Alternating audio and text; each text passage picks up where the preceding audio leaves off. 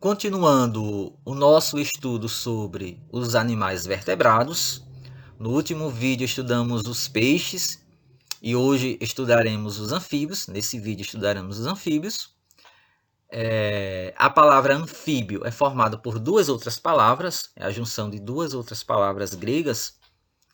É a palavra anfi, que significa dupla, e bios, que significa vida. Então, anfíbios, de acordo com o significado da palavra, significa seres vivos que possuem vida dupla. Isso significa que eles passam uma fase da vida na água e outra fase da vida na terra. A fase da vida aquática é vivida quando filhotes. E na fase adulta, o ambiente desses animais são terras ou locais úmidos. Isso a maioria, porque tem espécies que continuam em ambientes aquáticos. Como exemplo aqui, temos os sapos, rãs e pererecas, as salamandras e também a cobra cega. Aqui a gente tem o esqueleto de um anfíbio. Dá para observar aqui as vértebras ou a coluna vertebral e o crânio do mesmo, certo? Os anfíbios estão organizados em 3 grupos. Os cientistas, os biólogos, separaram em 3 grupos. Temos o grupo dos anuros. A palavra anuros significa sem cauda, sendo que esses animais na forma laval, na forma de girino, não apresentam cauda. Tá certo? An significa sem e urus significa cauda. Esses animais possuem 4 pernas, não têm cauda, como já dito pela própria palavra, anuro, e são representados pelos sapos, as rãs e as pererecas. Os sapos são maiores, de pele mais seca, áspera, rugosa e cheia de verrugas. Conseguem dar pequenos saltos e geralmente ficam em locais com pouca água, mas sempre em local onde ele possa encontrar água. Por 2 motivos. Ele precisa da água para manter a pele molhada, evitar a desidratação. Então, por isso que durante o sol quente, no verão, você quase não vê sapos, eles estão escondidos, protegidos do sol. E também para pôr os ovos, eles necessitam da água, então eles não podem se afastar de ambientes aquáticos ou úmidos. Temos as rãs. As rãs possuem pele mais fina, úmida e brilhante. As patas traseiras são longas, correspondendo a mais da metade do seu tamanho, e gostam de água e vivem perto de lagos. Entre os dedos das rãs tem uma membrana, então ela nada facilmente devido a essas membranas. Os movimentos de nado dela na água, nos lagos, são facilitados por essas membranas que elas possuem entre os dedos. Já as pererecas são pequenas e de pele lisa, possuem ventosas nas patas dianteiras para auxiliar na fixação em árvores e paredes. Seus olhos são grandes e saltados e suas pernas finas e longas permitem grandes pulos. Pessoal, o outro grupo de anfíbios são os ápodes. Os ápodes, a palavra ápodes, no A significa sem e podes significa pés. Então são anfíbios sem pernas. Não apresentam cauda e o corpo deles são vermiformes, ou seja, tem a forma de vermes. São as cobras cegas as cobras cegas ou cecílias. Então aqui, observe que eles não possuem cauda, apesar de serem chamados de cegas, mas eles têm um pequeno olhinho aqui, tá certo? Só que esse olho não tem uma função tão importante. A cabeça deles são bem dura, bem resistente, porque eles vivem abaixo do solo, eles precisam cavar o solo.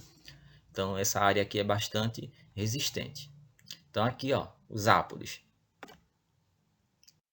Gente, o outro grupo de anfíbios é o grupo dos urodelos. Eles apresentam uma cauda. Então, olha aqui, ó, vários representantes com caudas. Apresentam 4 patas. Olha aqui, ó, as patinhas deles. Corpo alongado. Então, tem um corpo alongado. São as salamandras. E também temos o anfíoxo. No caso aqui do anfíoxo, ele não perdeu as brânquias. Eu quero que você observe aqui as brânquias desse anfíoxo, porque mais na frente a gente vai falar de respiração dos anfíbios. Então, tenta lembrar aqui aonde fica as brânquias do anfíoxo. Ele é como se ele não tivesse terminado seu desenvolvimento, sua metamorfose. Então, ele não perdeu a cauda e nem conseguiu livrar-se das brânquias. Então, eles permanecem dentro da água. Eles permanecem sobrevivendo dentro da água. É um caso à parte. E temos aqui, ó, as salamandras, com bastante cores, bastante tamanhos. Bem, respiração dos anfíbios. A respiração dos anfíbios é bastante diversificada, ou seja, há diversos tipos de respiração. Por exemplo, quando eles estão na fase de girino, ou seja, na fase de filhotes, eles sobrevivem na água. E para retirar o oxigênio dissolvido na água, eles precisam de brânquias, como aquelas lá dos peixes. Então, na fase de girino, os anfíbios respiram por meio de brânquias. Tem aquele caso especial, né, o caso do anfíoxo, que ele não se livrou das brânquias, então ele continuou sobrevivendo na água, no ambiente aquático. Já na vida adulta, os anfíbios realizam 2 tipos de respiração: a respiração cutânea e a respiração pulmonar. Na respiração cutânea, ele utiliza a pele, ou seja, ele absorve o oxigênio do ar através da pele. E na respiração pulmonar, ele absorve a respiração, aliás, o oxigênio do ar através dos pulmões, como você pode visualizar aqui na imagem. Então veja aqui, ó, as narinas, os brônquios e o pulmão. É um pulmão simples, é um pulmão que não consegue absorver a quantidade de oxigênio necessária para que o animal sobreviva.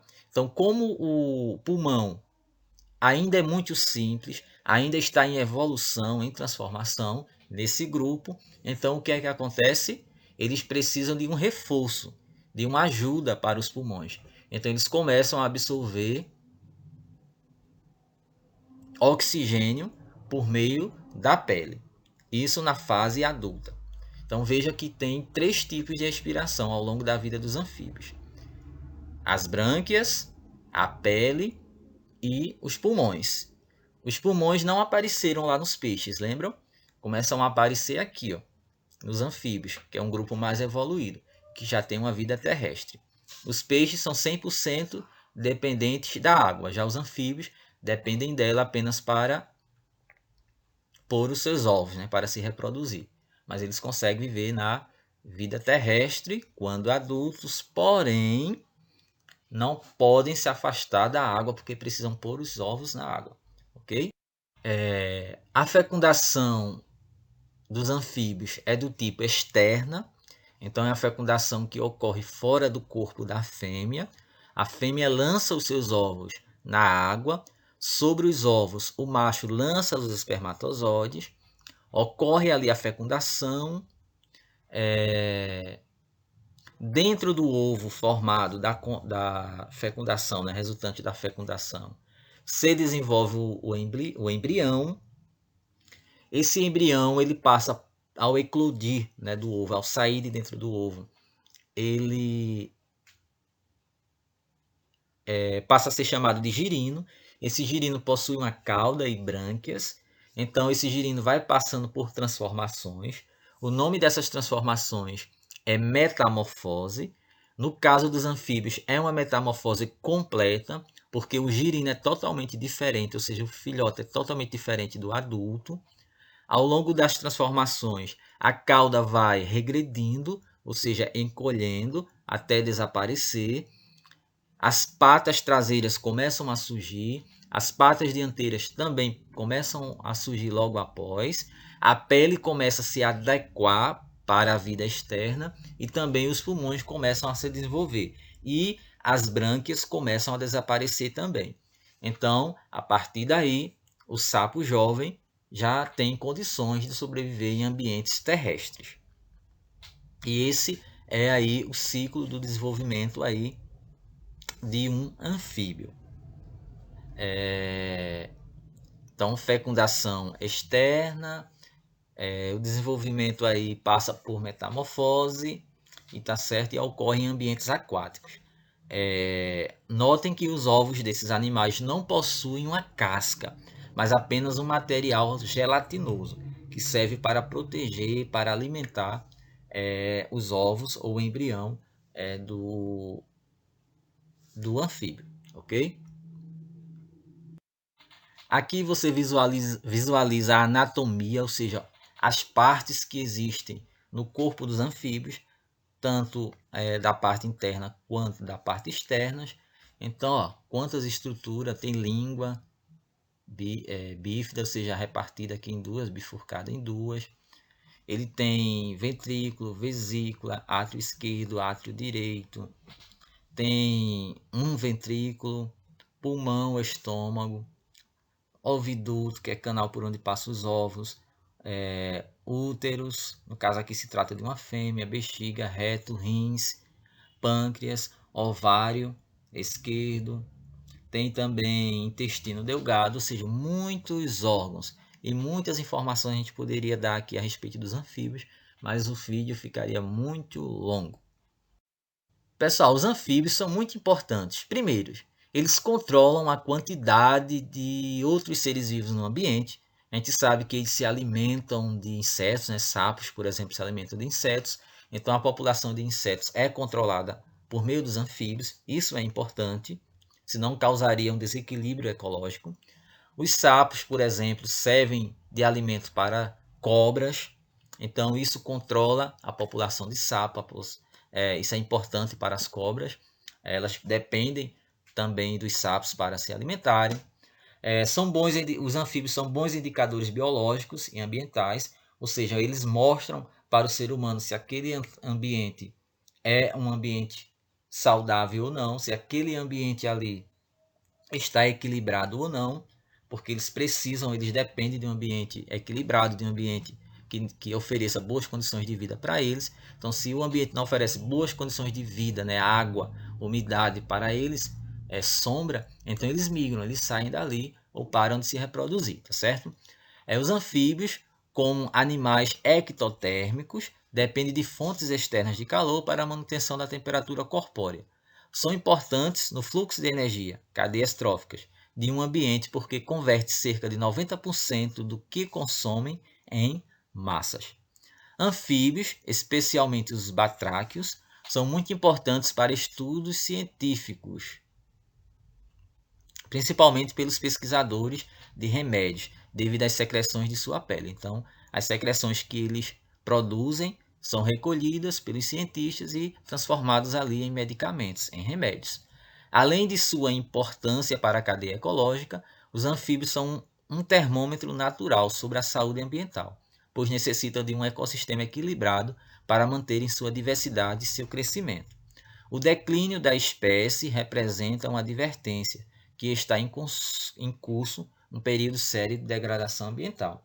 Ou seja, quando em uma localidade não se encontra muitos anfíbios, é porque esse ambiente ele está sendo degradado. Esse ambiente está passando por um estado de degradação, ou seja, o ser humano está destruindo ali o ambiente, seja com poluição, com desmatamento, e isso diminui a população ali de anfíbios.